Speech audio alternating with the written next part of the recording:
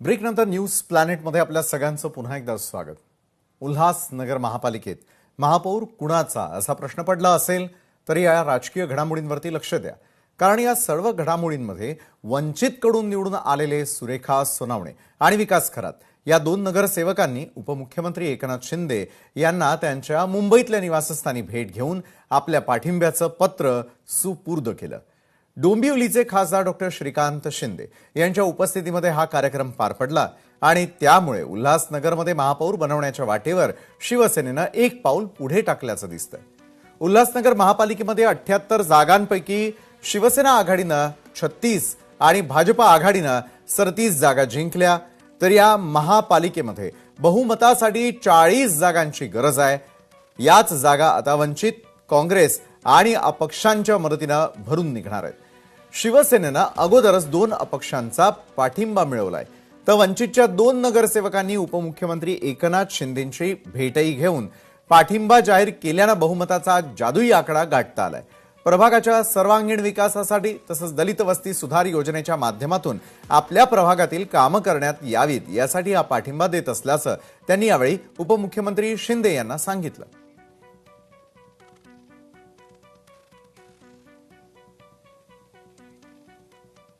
आणि याबाबतच अधिक चर्चा करण्यासाठी आपल्यासोबत आहेत आमचे प्रतिनिधी किरण तेलगोटे।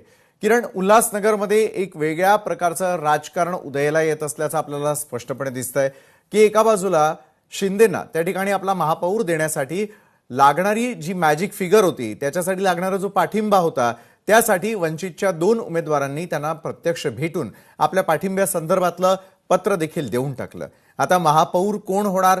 मात्र दुसरीकडे जे आपण पाहत होतो की वंचित आणि काँग्रेस एकत्रपणे मुंबई महानगरपालिका निवडणुकीमध्ये सामील झालेले होते आणि त्यांनी थेटपणे आव्हान उभं केलेलं होतं ते ठाकरे बंधूंना आणि दुसरीकडे महायुतीच्या सरकारला। मात्र उल्हासनगरमध्ये वंचितच्या 2 जणांनी पाठिंबा देण्यामागचं महापौर पदासंदर्भातला कुठला निर्णय आतापर्यंत झालेला आहे का? की मग वंचित जर त्या ठिकाणी किंगमेकर ठरणार असेल तर त्यांना महापौर पद ऑफर दिलं गेलेलं आहे का?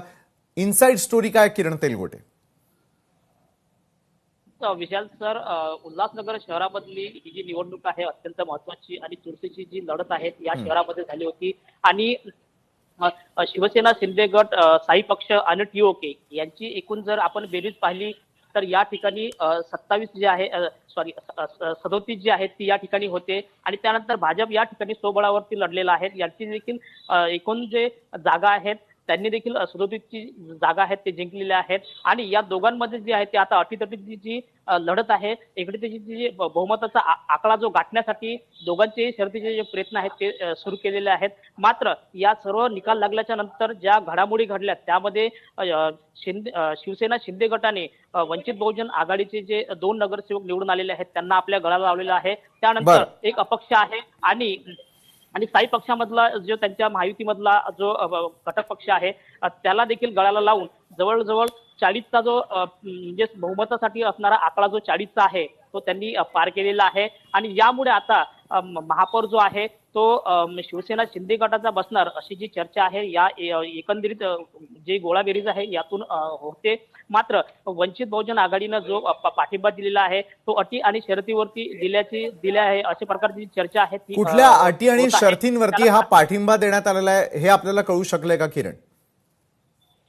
नक्कीच सर, गेल्या काही दिवसांपासून जर आपण पाहायला गेलात किंवा काही वर्षांपासून जर आपण पाहायला गेलात तर या ज्या ठिकाणाहून हे जे 2 नगरसेवक जे निवडून आलेले आहेत तो 18 जो प्रभाग आहे तो मागासवर्गीय म्हणजेच दलित वस्तीचा जो प्रभाग आहे आणि यामध्ये गेल्या 10 वर्षामध्ये किंवा 15 वर्षामध्ये या इथला जो विकास आहे तो पाहिजे तसा विकास झालेला नाही आहे आणि त्यामुळे आता हाच विकासाचा मुद्दा घेऊन एकनाथ शिंदेकडे त्यांनी हे पाठिंब्याचं पत्र जे आहे ते दाखल केलेलं आहे आणि यानंतर त्यांना उपमहापौर पदाचं जे आव्हान जे उपमहापौर पदासाठी त्यांना जे त्यांनी मागणी केलेली आहे ते देखील एकंदरीत चर्चा जी आहे ती अशी होताना सर दिसत आहे। बरोबर आहे। उल्हासनगर महापालिकेमध्ये मात्र भवितव्य महापौर पदासाठीचं ठरवत असताना ज्या प्रकारे वंचितनं अटी शर्तींसह पाठिंबा दिल्याचं देखील कळतंय, दुसरीकडे अपक्ष देखील त्या ठिकाणी महत्त्वपूर्ण भूमिका बजावताना आपल्याला पाहायला मिळून येतील। मात्र सगळ्यात जास्त प्रतिष्ठेची त्या ठिकाणची निवडणूक ठरलेली होती, कारण स्वतः श्रीकांत शिंदेंनी लक्ष घालणं असेल किंवा त्यांच्यासाठी म्हणून राज्याचे उपमुख्यमंत्री असलेले एकनाथ शिंदे यांनी देखील प्रतिष्ठेची उल्हासनगरची निवडणूक केलेली होती, कारण त्यांच्या आसपासच्या भागातील आणि अखत्यारीतला हा सगळा भाग कल्याण डोंबिवलीपासून अतिशय जवळ असलेला असल्या कारणामुळे तिथलं राजकारण हे इंटरेस्टिंग पद्धतीनं आणि इंटरेस्टिंग वळणावरती येऊन ठेपलेलं होतं.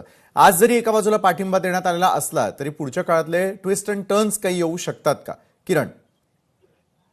हा, नक्कीच सर. आपण जर पाहायला गेलं तर उपमुख्यमंत्री एकनाथ शिंदे यांचे जे पुत्र आहेत त्यांचा हा मतदारसंघ आहे हो. आणि आपला जो बालेकिल्ला आहे तो साबित ठेवण्यासाठी आपली सत्ता असणं गरजेचं आहे, अशा प्रकारची चर्चा आहे ते देखील होताना दिसत आहे. आणि निकाल लागल्यापासूनच शिवसेना शिंदे गटाकडून जो डाव आहे तो साधण्यात आलेला आहे आणि जे काही नगरसेवक आपल्या गळाला लागतील त्यांना घेऊन हॉटेल वारी जी म्हणतो आपण त्या ठिकाणी देखील त्यांना ठेवण्यात आलेलं आहे. आणि यानंतर भाजप असेल किंवा दोन पक्ष असतील, हे येणारं जे गणित असेल पुढचं म्हणजे खासदारकी असेल किंवा आमदारकी असेल, या ठिकाणी जर महापौर ज्याचा असेल त्याचा भविष्यामध्ये महापौर किंवा आमदार अशा ज्या काही घडामोडी आहेत त्या देखील घडू शकतात. त्यामुळे आताच शिवसेना शिंदे गटाकडून आपला जो बालेकिल्ला आहे तो शाबूत ठेवण्यासाठी आता महापौर आपला बसावा याचा आग्रह आणि याचा जो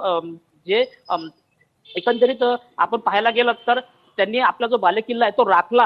म्हणजे एकंदरीत आपण जर त्यांनी सत्ता जर स्थापन केली तर तो आपला बालेकिल्ला राखला असं म्हणायला काही हरकत नाही. विशाल, नक्कीच धन्यवाद आपण दिलेल्या सविस्तर माहितीसाठी.